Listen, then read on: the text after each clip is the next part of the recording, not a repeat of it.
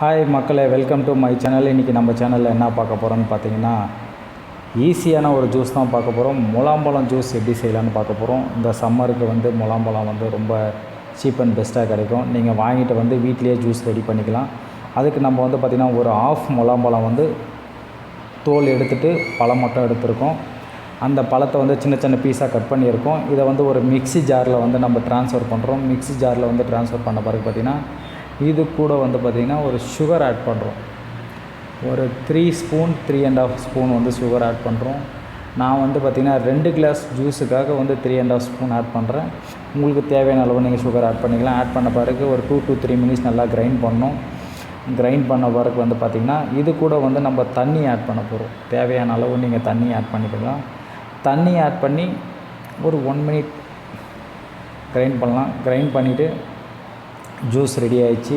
வாங்க இப்போ நம்ம ஃபில்ட்ரு பண்ணலாம். ஜூஸ் வந்து நம்ம ஃபில்ட்ரு பண்ணியாச்சு. ஜூஸ் ரெடி ஆகிடுச்சு, நல்லா வந்திருக்கு.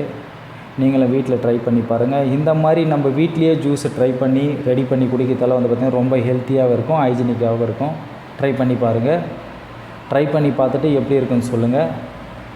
சேனலை வந்து சப்ஸ்கிரைப் பண்ணுங்கள், கமெண்ட் பண்ணுங்கள்.